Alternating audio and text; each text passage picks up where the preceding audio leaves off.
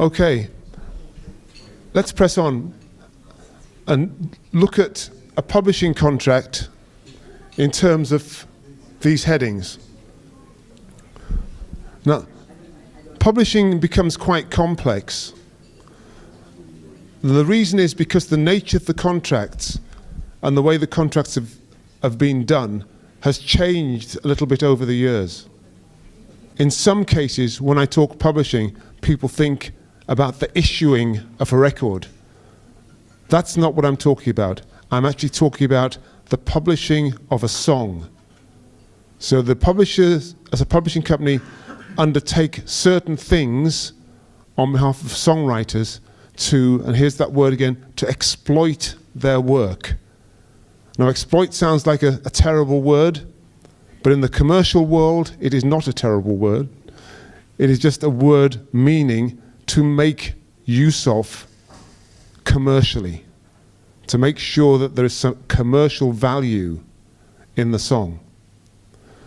Now, what has happened over the years is the nature of the publishing agreement has changed. Originally, a publishing company would sign a songwriter, and that songwriter would provide them with a certain number of songs per year, and that was their obligation, is to write songs, turn them into the publishing company. The publishing company would then turn those songs into a commercial product. And the way the deals were done was that the publishing company would demand a certain number of songs per year, usually around about 10. In order to fulfill the minimum commitment, in other words, in order to fulfill what they have agreed to in terms of the passing on of rights, at least 3 of those songs would need to become commercially active. And when I say commercially active, that would normally mean they have been released as a single, or they have been used for a movie soundtrack, or something where those songs have started to earn money. So that's the traditional, the old type of publishing deal. Songwriters just write songs. Okay? More recently, the nature of the publishing deal you will find, and this is actually much more like the deal that I distributed to you, is the publishing deal is now wrapped up with the release of a record.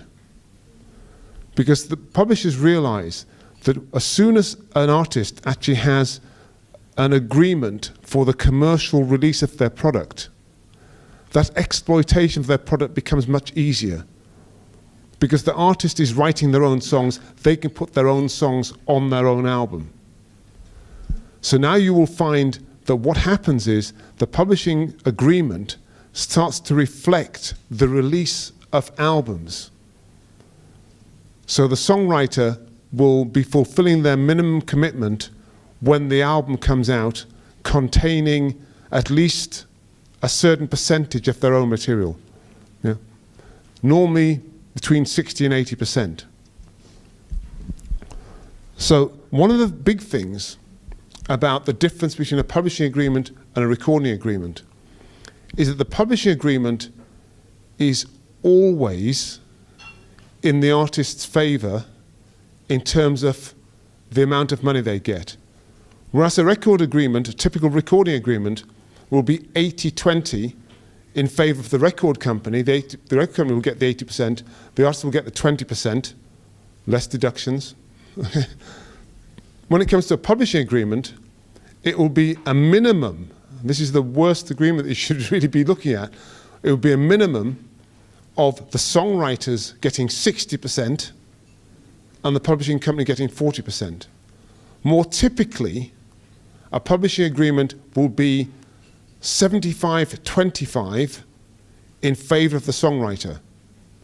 So the songwriter will get 75% of the money, the publishing company will only take 25%. 70-30 is also a common agreement, so somewhere in that region is how the deals will split in terms of the money that's paid across. the rights that you grant to the publishing company are very similar to the rights granted to the record company. The right to exploit the songs for commercial purposes. They will be in control of how the songs get used.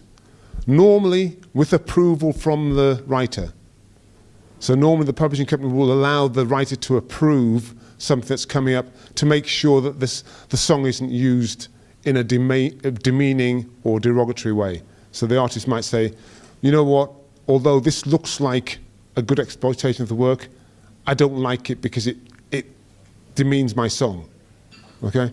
So the artist will normally get that kind of approval in there. The retention. Again, typically, publishing deals are much fairer to the artist in terms of the retention. Once the agreement comes to an end, the publisher will normally only retain the rights for a maximum of about 15 years. More typically, 10 years after that initial publishing period is completed, will the publisher hold on to the rights in those songs. Another key thing that often happens in publishing contracts, which does not happen in recording contracts, is if the songwriter has submitted songs to the publishing company and those songs have not been exploited, in other words, have not been put to commercial use within a period of time, usually within 2 years, the writer can then write to the publishing company and say, I gave you my songs, you have done nothing with them, give them back to me. And they will be returned to the writer. That is very unusual. That's one of the big differences, should I say, between a publishing contract and a recording contract. In a recording contract, anything that you record during the term of the agreement will come under the agreement that you have with the record company, whether they release it or not. So if you record anything, the company can then include that in their agreement, even if they don't release it. With a publishing deal, if the publishing company has not exploited your work within a period of time, you can write them and say, I want that song back, you've done nothing with it. And they should be obliged to give it back to you. Okay? Advances operate in the same way as the recording company advance.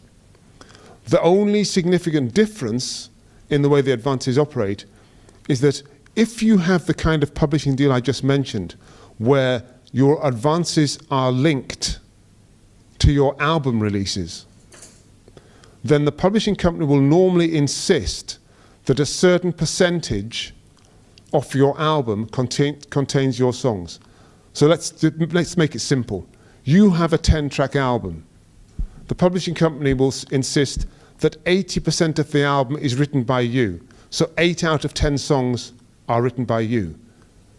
If you haven't written 8 out of 10 songs, the recourse of the publishing company would normally be, when they pay the next advance, to only pay you the percentage of the advance that is commensurate with the number of songs you wrote in the first period. So if you've written, for instance, if you've written 6 out of the 10 songs for the album, the publishing company will then normally only pay you 3/4 of the advance that they would have normally paid. Is that clear? Do you see? Okay?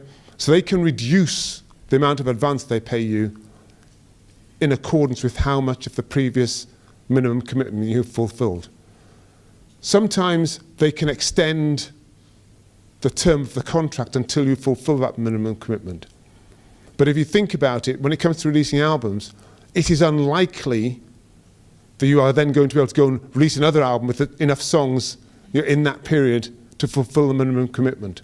So more normally, they just reduce the next advance to exercise the option. Accounting, same thing. Pay particular attention to accounting.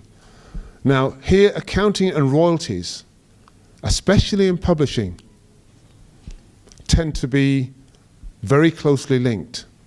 There are 2 words that you will see in a publishing contract that you need to pay particular attention to. And those words are either at source, those two words, or receipts or received by. And let me explain the difference. For a publishing contract, you will normally do an international deal. So you will be giving the publisher the rights to collect your money from around the world. That is one of the basic functions of the publishing company, is to supervise where your material is released, where it earns money, to collect that money on your behalf. That is one of the primary functions of a publishing company. Now, the significance of those words, at source or receipts, is this. If your contract says you will receive 70% of your money at source, what that means is that wherever your money is collected in the world, you are entitled to 70% of it.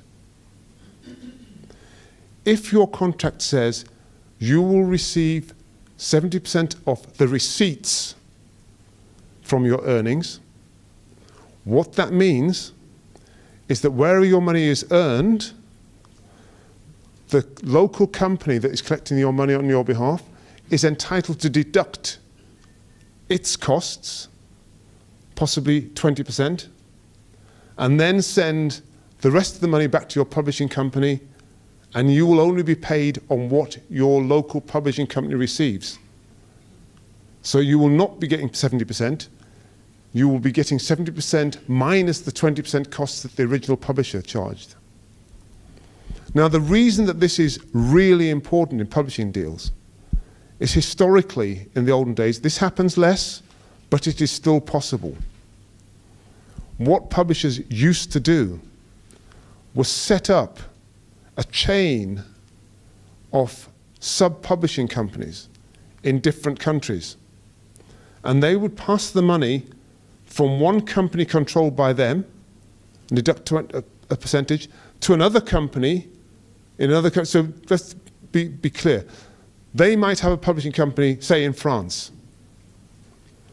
They set it up so that when money is received from France, that money is passed to their company in the UK and then on to Barbados. The UK company will then have the right to deduct another 20% administration charge for handling your money on the way through, even though the UK company is a subdivision of your company here. Okay? So effectively, you end up with 40% being deducted before you receive your money. And that is what can happen in a deal which says of receipts or of the money received, as opposed to a percentage of the money collected at source. In other words, where the money was earned. So you need to be particularly careful of those two words, an at source deal or a receipts deal. Sorry. Yes, just a small computing question. Yeah. The 20% of the initial amount is taken out. Yeah. The next 20%, is that taken out of the initial amount or from what is sent to the From what is sub-company? sent Okay, to great. the other company. Okay, great. So basically it's being reduced every time it gets passed on. Right, just wanted clarification because you didn't say 40%. Yeah. So like I say, it is now generally regarded as sharp practice. But if you there's a book called Northern Songs, which is about the history of the Beatles publishing, you know, from Dick James Music through to ATV, you know, where it's ended up Sony ATV, Michael Jackson, and now back to Sony. And in that, it shows that in the early days, it was commonplace for publishers to set up all these shell companies in different countries and pass the songwriters' money through 3 or 4 companies, deducting their own commission on the way through, and then eventually the songwriter would end up getting maybe 30% of what they were originally due. This happens much less now, but it's something you need to be aware of. Okay, so is everybody fairly clear going through those headings to do with publishing? Okay, let me move on to an area now which I know that many of you are keen to talk about, which is the live business. Right, and let me redefine some of these headlines so that it is clear how they work for a live agreement. So the parties will be the same. Normally, the contracting party will be the promoter and the performer. Okay. Even though often the performance is sold to the promoter by an agent, the contracts will normally be between the performer and the promoter. The agent does not normally figure in that contract. Okay? The term, how long will that contract last? Normally, if it's a one-off show, you're talking about one night. If it's a tour, it could be a 2-week tour or a 3-week tour. So that's how you would interpret the term. The territory. Now this is, again, quite interesting. And in the case of a live performance, is often tied up with the retention clause. Okay? The territory will be, where is that gig going to take place? Okay? And the reason why in live performances there is often a tie-up between the territory and the retention is because in a live contract you will often see an exclusion from the artist doing a gig in the vicinity within a certain period of time of that show being promoted. So what the promoter does not want is to book an artist and then to find that they've booked another gig next door, either the day before or the day afterwards, or within a week, because obviously that will impact on the ticket sales for the original gig. Okay? So the territory and the retention in a live contract are normally tied together. The rights. The rights will define what rights you are giving to the promoter in terms of the promotion. And again, in a live contract, you need to pay attention to this. Included in the live performance, are you including broadcast rights? Are you allowing the promoter to televise your appearance or to broadcast it on the radio? Because this can have a significant effect. Obviously, if it's going to be broadcast, maybe you should be looking for a bigger fee. Quite often, if it's going to be broadcast, the musicians will be asking you for more money. So you have to pay attention to what rights are being granted in your live contract. The royalty. The royalty, again, is just the fee. How much are you getting paid for this gig? Advances. How is the money payable? Again, this is important in any marketplace, but I suspect that in this marketplace, it is doubly important. Okay? Are you going to ask the promoter to pay a certain amount up front for the performer before they turn up? Yeah? If you are working with a promoter that you don't know, are you going to have the balance of the money paid into an escrow account, a holding account, to be released when the gig has taken place? Or are you just going to trust the promoter will pay you immediately after the gig? Okay? When you are dealing with live contracts, these things become important.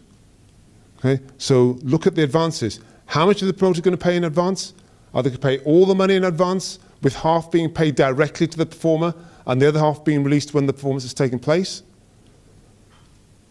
Are you going to be happy enough just to get the money after your gig has taken place?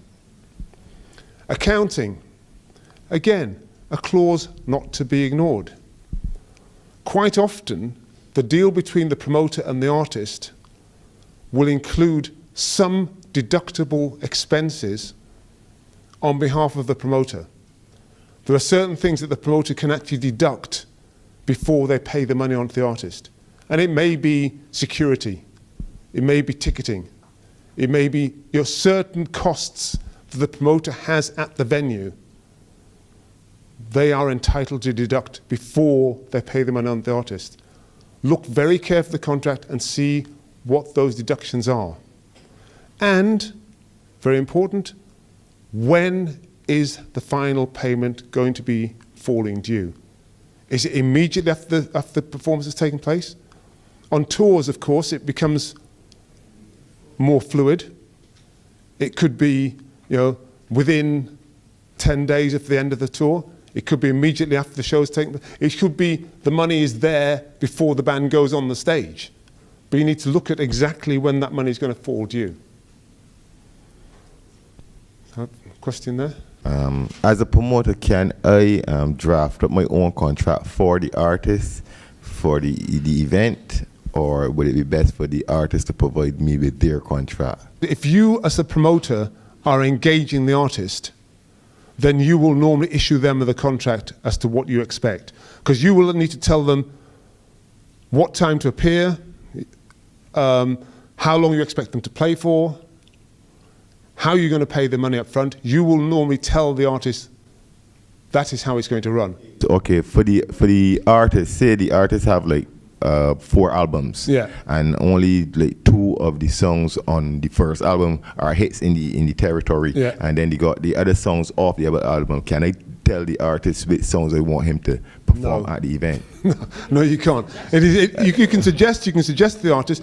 You have to remember, it is in the artist's interests to give the best possible performance, because that will lead to a future booking, right? So you cannot normally tell the artist exactly what they have to play, because apart from where does that end? Could they decide, okay, you've told me what to play, I'm going to play that for 15 seconds. I'm going to put all these songs in a 30-second medley. Where does it end? At the end of the day, you have to have some kind of trust in the integrity of the relationship between the promoter and the artist. You can't cover absolutely every eventuality. Yeah. Yeah, actually we do that in the reverse here. If a promoter is hiring an artist, they will request how long they want to perform, but we will then issue the contracts. Okay. And in quite a few instances, the promoters do request what music they want performed. Yeah. Again, because I guess it's a little different. It's festival driven. Yeah. The songs are year to year, so. Yeah. But can I ask you a question? Those requests, are they requests, or in other words, in an advisory capacity, or are they mandatory? It's just a request. Yeah, exactly. The artist still has the sole right over the exactly. The so performance. But it would be foolish of an artist to ignore the request of the promoter, because the promoter will probably know the songs which are popular in their marketplace. Okay, and they will request the songs that they feel will work best. And as I said before, any sensible artist will fulfill those requests, because then they will go over better and it will increase their earning potential. But although it's a request, it would be very unusual for it to be an absolute stipulation, because it's actually a very difficult thing to enforce legally. Because like I say, if the artist decides to do 15 seconds of a song, they've performed the song. But it's not really fulfilling the request of the promoter. Yeah, what happens quite a bit as well, some of the promoters will tell you, well, we only want the artist to perform, come and do 10 minutes. I say, well, no, but we are quoting you for a minimum of a 20-minute set. Yeah. If you wish to only use 10 minutes of that, then it's up to you. Yeah. But yeah, in most cases, they will request what songs they want, and then the artist will incorporate that. Yeah. Yes, I mean, one of the things with contracts, and I think this is really important, and what you're saying kind of raises this as a key plank, and this actually applies to any agreement, okay? You can try and be really specific in the agreement. What is really important in a contract is something which is actually never written down, and that is called the spirit of the agreement, right? And in the spirit of the agreement is an implicit understanding that both parties are going to cooperate to the best of their ability to make the commercial relationship work, okay? Now, sometimes the spirit of the agreement breaks down, and that is when you get what I can only describe as foolishness, okay? Where artists will deliberately sabotage what the promoter requested, like say by playing 20 seconds of the song, or not playing proper, or play a different arrangement that nobody knows, right? The spirit of the agreement in all these things is paramount. And in the long term, the spirit of the agreement is likely to determine the success of the artist. Because if they continually break the spirit of the agreement, nobody will hire them, okay? And that is the penalty. You can try and cover everything in a contract. You will never successfully cover absolutely everything. Thanks for that input, actually, because obviously I don't have the local context, but you know, what you're saying is not out of line with how I think that it would work here. Right, so let me talk to this controversial area. Okay, go ahead. In terms of the live performance contracts, how long before the event should such contracts be issued on best practice? Okay, it depends on the nature of the event. If it's a tour, you will normally issue the contracts at least a month in advance. Yeah. Okay? If it's a one-off live show, you will normally issue the contract at least 2 weeks in advance. But what you have to remember about the issuance of the contract is that is not important. The important part is being able to have enough time to promote the show. So you really need to issue the contracts in enough time to allow the promoter to promote the show. That is actually the limiting factor, not getting the paperwork done. There's no point in somebody issuing a contract with 3 days to go and they agree to do it, and then they don't have time to advertise the show. So that's the limiting factor. As I'm saying, I'm talking about contracts. You always have to remember, when talking about contracts, the meaning behind the contract, the practicality of what you're trying to achieve. Don't be just bound by the paperwork. The paperwork obviously sets out clearly what your understanding is of what the commercial terms are going to be, but please never lose sight of the actual practicality of the administration of the deal to make sure it actually can work for both parties. Okay, let me come to another controversial area of the live music contract. And I expect to get a groan or a harumph. The riders. Yeah, exactly. The riders. Now, as soon as people mention riders, for some reason, some of the riders to artist contracts have become legendary. Whenever I say riders, people start talking to me about M&Ms with all the green ones taken out, okay? Okay, that might happen every now and again. The riders are an essential part of the contract. And when I talk about this, I'd actually like to divide the riders into two completely distinct parts. There is something called, do people know what I mean when I say a rider? Yeah. Okay, so the rider is basically a separate document stipulating what needs to be provided by the promoter, but actually becomes integral to the final signed agreement. So even though it's sent as a separate document, it forms a part of the contract. The promoter is agreeing to provide these items. So I like to divide the riders into two distinct parts. First of all, the first part I like to call the technical rider. Okay? Now what the technical rider does, it stipulates certain minimum conditions that the performer needs to provide in order for the show to take place. Some of them are obvious, some of them are not so obvious, but they need to be paid attention to. So the obvious things are, you need a venue, you need a stage size, you need certain power in order for the amplifiers to be plugged in. Normally it will say a 3-phase power supply. That might not mean anything to you as a promoter. It means a lot to the technical people. If you don't have a 3-phase power supply, every time you dim the lights, there'll be a terrible buzz through the PA system, okay? Because the PA and the lights need to be on a separate phase of power. They don't interfere with each other. Okay? Some of these things, like I say, are obvious, some are not so obvious. Something that's not so obvious, a certain ceiling height. So for instance, this room would often be totally inappropriate to do a gig, because when you put the lights up, the band is going to fry on stage because you only have a very low ceiling clearance. So the height of the venue can be a technical requirement. Stage access can be a technical requirement. So for instance, you will often see, particularly in big band performance technical rider, you will see forklift truck access to the stage. Because if you have a big band on tour, and you have, say, the tours that I've worked on, say like Stevie Wonder tour, he has a huge grand piano that needs to be put on the stage. Who's going to carry that? Hands up for volunteers. Okay.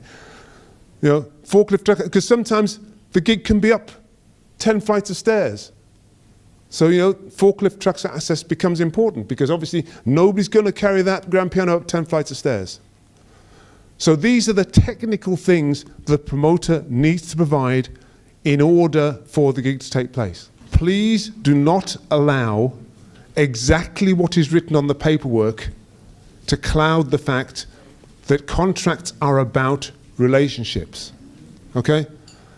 Let me just give you an illustrative example. I remember talking to somebody and coming out of a meeting with somebody who said, I have done a fantastic deal, right? He will never make any money back out of this.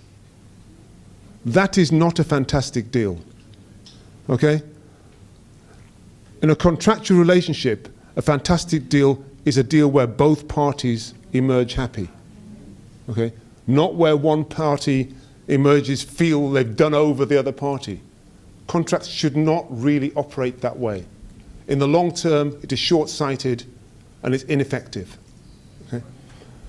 So if I come back now to the difference between the technical rider, which is what I was just stipulating, and the artist rider, which is covered by what you were talking about. The artist rider is much more about the requirements of the artist for their comfort. Okay? Now, the attitude of a lot of the less enlightened promoters is that the artist rider, this is all nonsense. This is all stuff which is just to pamper to the ego of the artist. This is all ancillary things that we don't really need to provide. From the artist's side, and particularly when it comes to a touring artist, some of these things which might seem superfluous are actually quite important. I will give an example again from my experience. On Stevie Wonder's Artist Rider, I'm not going to give any massive trade secrets here, but one of the things on his rider is that there will be a humidifier in all his rooms. Okay? Now you think, why does he need a humidifier? Okay? The reason he needs a humidifier, he is a singer. Anybody who's a singer will know that air conditioning, as we have in this room today, dries out your vocal cords. He sings for 2.5 hours on an average show. The humidifier might seem like a matter of comfort to to you as a promoter. To him as an artist, it is essential in order to fulfill his proper contractual obligation to his fans. Not to the promoter. At the end of the day, his commitment is to his audience. Okay? So certain things in the personal rider are, it might seem superfluous to the promoter, but for the proper execution and for the proper execution of the relationship, which is between the artist and their audience, they are essential. I have a friend, I haven't seen him for a while, but in his riders, he always used to include on his rider a mule. Yeah? A mule, a donkey, right? And he'd always have a donkey in his rider somewhere. And I say, the reason why he had a donkey in his rider, because he knew that if the promoter did not call up and say, why do you need a donkey, that he hadn't read the rider. Okay. So, you know, the artist knows what is important to them, okay? The donkey was in there to be struck out, okay? And the promoter is entitled, when they read through the rider, to question anything that they do not feel is essential to the performance. So if the artist comes up with, I need 10 crates of beer in my dressing room, the promoter is entitled to say, why do you need 10 crates of beer? Yeah? I don't want you to go on the stage drunk. Okay? The promoter is entitled to ask those questions. And if they don't get a suitable answer, then they have options. They can either say, well, you know what? We can't carry out the gig if you're going to insist on these unreasonable additions. Or they can say, okay, that's fine. You want 10 crates of beer? We will provide you a crate of beer. You pay for the other 9. Okay? Which comes back into that accounting clause. So we'll provide it, but we're not going to pay for it all because it's unreasonable. So when it comes to riders, a lot of the time people think that just because the rider is being provided or is being issued, that it all has to be fulfilled. The important thing about items on the rider that can't be fulfilled is the artist needs to be notified. You know, we are not able to, for instance, provide you meat on the night, yeah? Or we are not able to provide 3 dressing rooms. You know, we can only provide 2. The whole thing about touring, like I say, don't allow the contract to cloud the practicalities of what is actually going to happen on the road. I'm going off a bit on a tangent. Just to ask, before you wrap up, if you can go back to the issue of live performances and the broadcast and recording of live performances and the key contractual issues involved there. Okay, yeah. One of the things I said was involved in the rights clause of a live performance will be terms as to what the promoter can do with a live performance. Under normal circumstances, a contract issued for a live performance will be just for the live performance on that night for the audience who turn up in person. If the promoter wants to broadcast that performance, it should say so specifically in the contract, and especially in a situation where the promoter is issuing the contract to the artist. They need to tell the artist, we reserve the right to broadcast your performance, because it has implications. Obviously it has implications on the artist's earnings. If people can see the artist performing their show live, will they necessarily come out? Or will they be happy to sit at home and watch it on television? Yeah. There are additional payments that often need to be made to the musicians if it's going to be a live broadcast. So there are implications. So anything other than just a single performance on the night in person needs to be stipulated in the contract by the promoter up front. So you don't have arguments. I remember actually having a situation on the night where when I say we, I was not allowing Stevie to go on stage because there were broadcast cameras in the auditorium, which we had not agreed to. And we wouldn't go on stage until such time as those cameras were removed. It was not part of the agreement. So don't think, I'm sure this happens locally, don't think it is just a regional problem. It's the kind of problem that can be actually encountered at all levels of touring. So to clarify, the same applies to, for example, streaming, or if it's going to be recorded for a web concert, for example. Yeah. And you've referenced the featured artists. Mm-hmm. So in terms of the arrangements made with the backing musicians, et cetera, because I don't think it's always clear that they need to also provide their clearances. Yeah. It's a thorny problem, like Keith says, everywhere you go.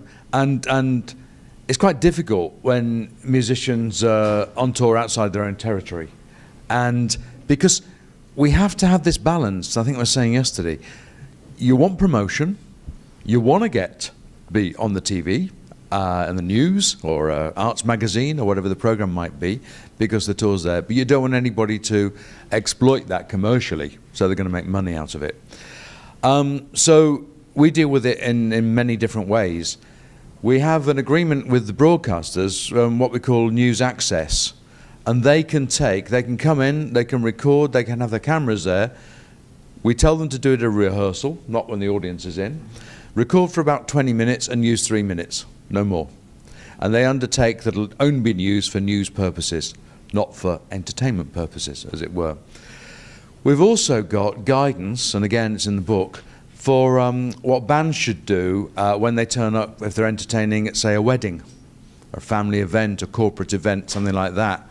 Often they'll come out with not just camcorders, but really big, sophisticated video cameras. There's an agreement they can produce, and there's a fee that we actually say they should charge.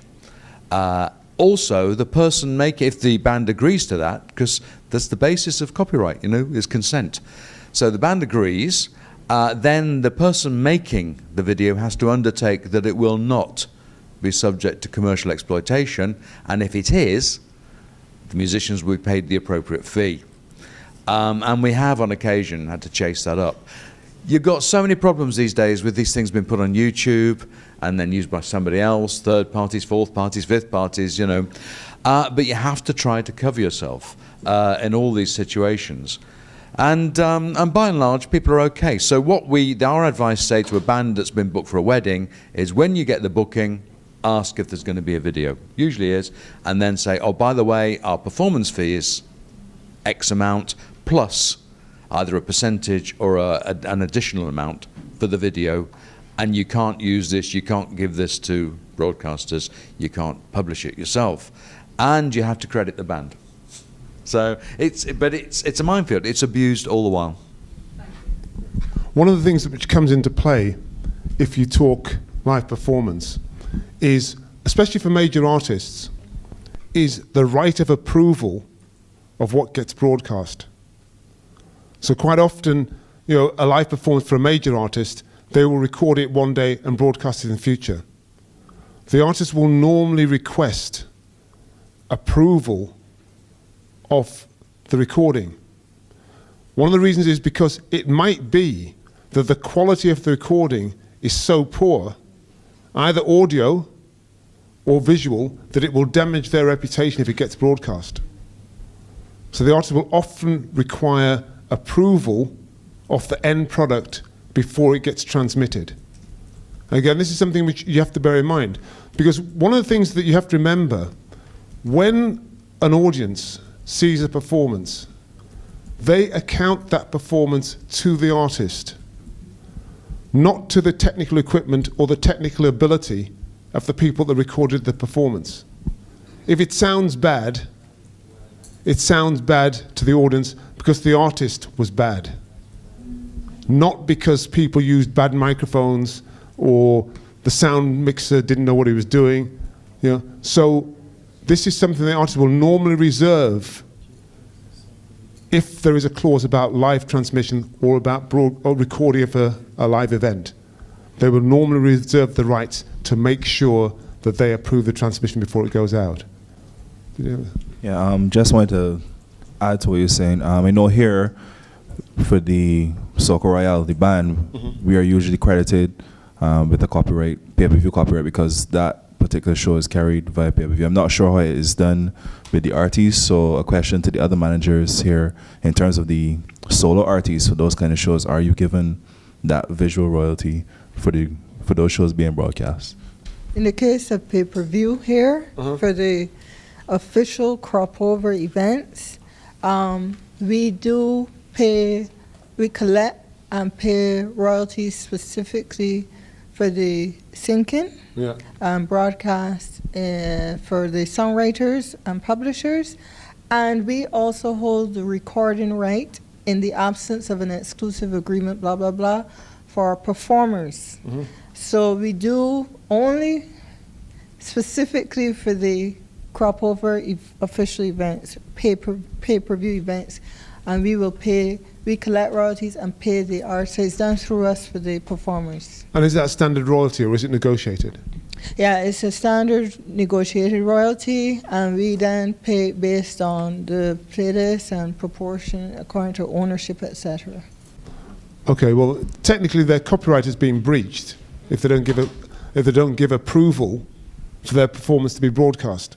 Because if you think back to when I was defining copyright yesterday, somebody has made a copy of their performance and used it without first obtaining the copyright.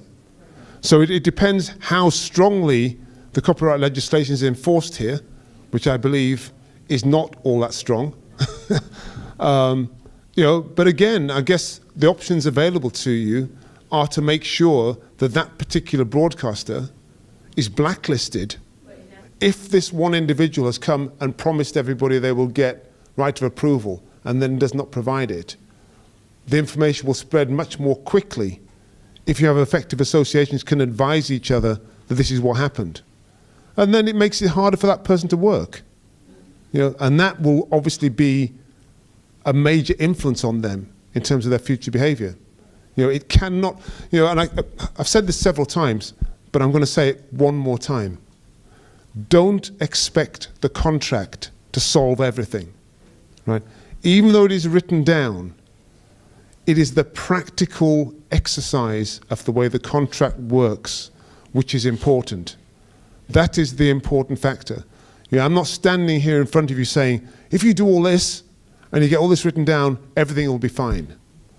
No, think about the practical effects of the way that the contract will work. Okay, let me just talk briefly about a couple of other aspects of contracts. Let me talk about, I think what happens here more often than not is a production contract. Okay? I don't think I circulated this last night, but I do have a sample, again from the MU site, of a production contract.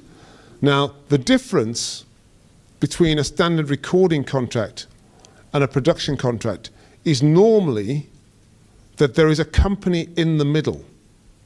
And that company in the middle is responsible for actually making the sound recording and then passing it on to the record company to exploit. Okay, so the production company will actually normally get the sound recording made, and normally the production company will control the copyright in that sound recording and then license it to an end user in terms of a record company. So effectively, you actually have two agreements, and they are normally known as mirror agreements. So the agreement between the artist and the production company will look very similar to the agreement between the production company and the record company. Because obviously the production company cannot pass on any rights that it has not already obtained from the artist. So the production company will try to secure all the rights that it needs in order to exploit the recording from the artist, which it can then pass on with a slightly reduced percentage for their cut to the record company. Okay. Like I say, that tends to be, I think, in this marketplace, much more how things operate. Sometimes the production company is actually the record company here. So the production company just does the final release, but they are still responsible for getting the recording made. I will circulate the sample production agreement so that you can actually see that. But we don't have moral rights specifically for performers. Right. But I hope one day our legislation will feature moral rights for performers. So if you can speak to the implications in these types of arrangements as it speaks to the moral rights of the songwriters and the performers. Okay. All right. Yesterday when we were talking about copyright, and I'm sure that Chris Cook covered this in copyright, included in copyright, certainly, I don't know, I'm fairly sure that the moral rights may not pertain to the Barbados Act. Because moral rights, the reason I say I'm not sure they apply in Barbados is because Barbados signed up to the Rome Convention, but did not sign up to the Wiper Performance and Phonograms Treaty. Okay? Moral rights are included in the Wiper Performance and Phonograms. I said I wouldn't say that more than once. WPPT. Okay? So I'm not sure whether those rights apply in Barbados, but moral rights are separated into two parts. There's the right of paternity, and the right of paternity means the right to be identified as the creator of the work. Okay? So wherever that work appears and gets used, you still remain the right to be identified as the author. The second part of the moral rights are the right of integrity. And the right of integrity includes the right of the work to be used in the form in which you originally conceived it, without adaptation, without it being cut up and used in other bits and pieces. So, and also the right not to have your work treated in a derogatory manner. Right? So let me give you an example. Are you familiar with a Robbie Williams song called Angels? Okay. What most people don't know about the song Angels is that song was originally written by Robbie Williams and a gentleman called Ray Heffernan, his name was, who was an Irish songwriter. And this gentleman co-wrote the song with Robbie Williams in Dublin one night when they were both very drunk. Okay? He was a young guy. The song Angels, this is all online. You can actually check this video out online. The song Angels was originally conceived and written about Ray Heffernan's stillborn child. In Ireland, when a child is stillborn, they say it was born an angel. And that was the original concept behind the song.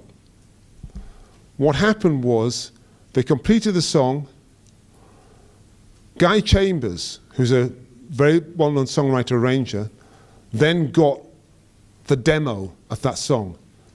And he polished the song up with Robbie Williams and decided to release it on Robbie's album. Ray Heffernan heard it was coming out, contacted him and said, I hear you're going to do something with that song. They said, yes, we are. And they paid him a fee for the song. I think they paid him 7,000 euros for his rights in the song. Remember I said copyright can be bought and sold? So he sold his copyright to Guy Chambers and Robbie Williams for 7,000 euros. The song went on to earn 13 million euros worldwide. But he had sold his rights in the song. Now, included in what he sold in his rights, he sold his paternity right and his moral right in the song. So when you look at the title of that song and you look at who wrote it, it says written by Guy Chambers and Robbie Williams, or Robbie Williams and Guy Chambers. It does not say Ray Heffernan anywhere. Okay? What is equally interesting about this is that having sold the moral rights, he has also sold the right to integrity and degrading treatment. So let's imagine, this is an example given by a friend of mine that I sometimes teach classes with. Imagine that now a company from New York, which is called the New York Bagel Company, decide they want to use that song. And instead of saying, I'm loving angels instead, they change the lyric to, I'm loving bagels instead. Okay? Now think about what that song was originally written about. Because he has sold his moral rights, he has no right to do anything about that. In spite of what the song personally meant. So this is the importance of the moral right, is the fact that it means that the songwriter can retain the original meaning or the original purpose for the writing of the song. What many of us forget, because we're in that kind of commercial world, the commercial hurly-burly, is that often the best creative composers are writing songs with a purpose, and often with a very personal meaning. And so the moral right, yes, it's a commercial entity, but it also has an artistic meaning for the composer, and is important in that respect. If you work for a company and you create something while you're working on company time, the company often assumes the ownership of the intellectual property in the thing that you have created in company time. And it will be somewhere in your contract that it says that. Okay? The same applies to academic institutions. If you come up with something in your thesis or in some kind of academic paper while you are a student or an employee of the university, so you can be a lecturer and come up with something, unless you obtain specific exception to that, then the university, as your proxy employer, will assume the ownership of the intellectual property in that work that you've created. That is not uncommon. It is very, very common. Thank you.